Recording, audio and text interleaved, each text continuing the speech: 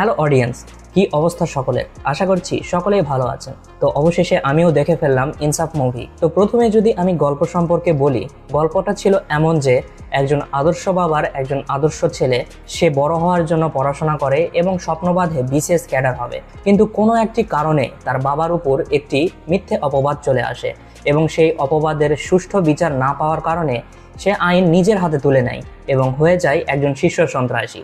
এবং বাকিটা কি রয়েছে এই মুভিতে, এই মুভির টুইস্ট এবং টার্ন, এই সম্পর্কে জানতে হলে আপনাকে অবশ্যই দেখতে হবে এই মুভিটি।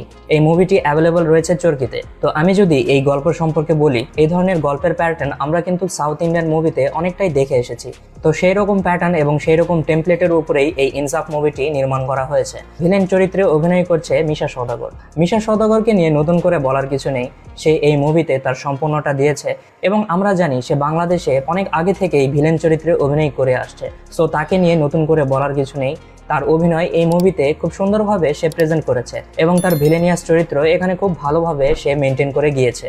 এবার যদি আমি নায়িকা প্রসঙ্গে আসি, অর্থাৎ তাসনিয়া ফারিন। তাসনিয়া ফারিন সম্পর্কে আমরা সকলেই জানি, সে নাটকে প্রচুর অভিনয় করেছে এবং রিসেন্টলি কিছু ওয়েব সিরিজে অভিনয় করার কারণে তার অভিনয়ের স্কিল অনেকটাই বৃদ্ধি পেয়েছে। সো অভিনয়ের বিষয়ে যদি আমি বলি, তাসনিয়া ফারিন এখানে খুব সুন্দরভাবে অভিনয় করেছে এবং তাকে দেখে মনে হচ্ছে না যে সে এটা প্রথম একটা কমার্শিয়াল মুভিতে অ্যাজ এ নায়িকা হিসেবে অভিনয় করছে।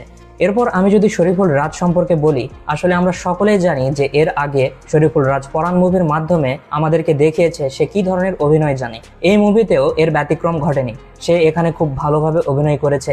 তার আই এক্সপ্রেশন বলুন, তার ফেস এক্সপ্রেশন এবং অ্যাকশন সিকোয়েন্সে তার যে ভূমিকাটা সে পালন করেছে, এটা আসলেই প্রশংসার দাবি রাখে। তো আমি এদিক থেকে বলতে চাই যে শরীফুল রাজ খুব সুন্দরভাবে এই মুভিটাতে অভিনয় করে গিয়েছে। একটা অ্যাকশন কমার্শিয়াল মাসালা মুভিতে যে ধরনের অভিনয়ের প্রয়োজন, সে এই মুভিতে সেইভাবেই ডেলিভার করে গিয়েছে। আমি যদি অ্যাকশন সিকোয়েন্সের কথা বলি, তাহলে এই মুভিতে যেরকম ভাবে অ্যাকশন ডিজাইন করা হয়েছে, বিশেষ করে মুভির ইন্টারভেলের আগে যে একটা অ্যাকশন সিন দেখানো হয়েছে, এটাতে খুব সুন্দরভাবে কাজ করেছে মেকার্সরা এবং অনেক সময় নিয়ে এই অ্যাকশনটাকে তারা ডিজাইন করেছে, এটা মুভি দেখলেই বোঝা যায়। সো এদিক থেকে আমি বলতে চাই যে এই মুভিতে যে সকল অ্যাকশন সিকোয়েন্স বা অ্যাকশন ডিজাইনিং দেখানো হয়েছে, সেটা একটা মাস কমার্শিয়াল মুভিতে এই ধরনের অ্যাকশন থাকা প্রয়োজন।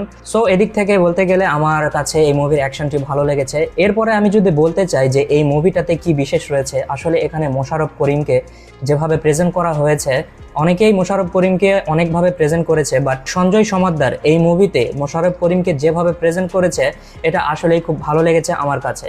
তার কেমিও ছিল এই মুভিতে, সে যখন যখন এসেছে স্ক্রিনটাতে, আমার কাছে মনে হচ্ছে যে এই মুভিটা একটা নতুন প্রাণ পেয়েছে তার আগমনের ফলে। সো এদিক থেকে মোশাররফ করিমের অভিনয় আমার কাছে খুবই ভালো লেগেছে এবং প্রশংসার দাবি রাখে। আর এই মুভির সব থেকে ভালো লেগেছে যে জিনিসটি আমার, সেটা হচ্ছে যে এই মুভিটা অনেক পূর্ব পরিকল্পনা করে তৈরি করা হয়েছে। কারণ এই মুভির ভিতরে অনেক গ্যাপ রয়েছে বা অনেক অংশ গ্যাপ করা হয়েছে। এই জিনিসগুলো মেকার্সরা ইচ্ছা করেই করেছে, কারণ তারা এই মুভির একটা সিকুয়েল আনবে এবং একটা পারফেক্ট সিকুয়েল এরকমভাবে নির্মাণ করা উচিত বলে আমি মনে করি। কারণ এই মুভিটা দেখার সময় আপনারা দেখবেন যে অনেকটা অংশ জুড়ে অনেক কাট রয়েছে। আসলে এখানে শরীফুল রাজ কিভাবে ছোট থেকে বড় একজন গ্যাংস্টারে পরিণত হলো, সেই জিনিসটা এই মুভিতে দেখানো হয়নি এবং আমার মনে হচ্ছে যে তারা যে সিকুয়েলটা নিয়ে আসবে, সেই সিকুয়েলেই এই জিনিসটা পুরোপুরি দেখানো হবে। এবং এই সিকুয়েলের আরও একটি বড় হাইলাইটস হচ্ছে যে এখানে সেকেন্ড পার্টে ভিলেন হিসাবে আমরা দেখতে পাবো চঞ্চল চৌধুরীকে। তো মেকার্সরা যেভাবে স্টোরি টেলিং করেছে, আমার কাছে মনে হচ্ছে যে প্রথম পার্টের চাইতে দ্বিতীয় পার্টটি আরও বেটার হবে। এই মুভি দেখাকালীন আমার কাছে অনেক কিছু নেগেটিভ লেগেছে। আমি যদি নেগেটিভ কথা বলি, তাহলে মুভির একটা পার্টিকুলার অংশে আপনারা দেখতে পাবেন যে একটা গ্রিন স্ক্রিনের ব্যবহার করা হয়েছে। আসলে এত বড় একটা মুভিতে এই ধরনের গ্রিন স্ক্রিনের সামান্য ব্যবহারটাও চোখে লাগার মতো। আর দ্বিতীয় যে নেগেটিভটা বা এই জিনিসটা না করলেও পারতো, সেটা হচ্ছে যে মুভির একটা অংশে তাসনিয়া ফারিনকে আমরা দেখতে পাই শাড়ি পরে অ্যাকশন করতে।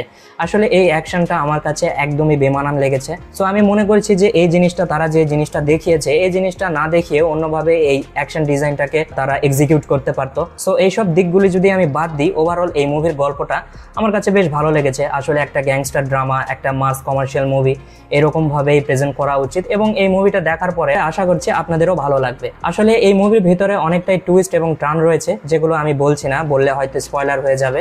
সো আপনারা অবশ্যই এই মুভিটা দেখবেন। এই মুভিটা অ্যাভেলেবল রয়েছে চরকিতে। তো এই ছিল এই মুভিটার একটা সংক্ষিপ্ত রিভিউ এবং এই মুভি দেখা শেষে আমি যদি এই মুভিটাকে রেটিং দিই, তাহলে এই মুভির রেটিং পাবে 3.5 আউট অফ 5। তো বন্ধুরা, এই মুভি সম্পর্কে আপনার যদি কোনো পার্সোনাল মন্তব্য থেকে থাকে বা এই মুভি দেখার পর আপনার কাছে কেমন লেগেছে তা কিন্তু অবশ্যই নিচে কমেন্ট করে জানাতে ভুলবেন না, কারণ কমেন্ট বক্স আপনাদের জন্যই খোলা রয়েছে। আর আমার এই ভিডিওটি আপনার যদি ভালো লেগে থাকে তাহলে অবশ্যই লাইক এবং শেয়ার করবেন আপনার পরিচিতদের সঙ্গে।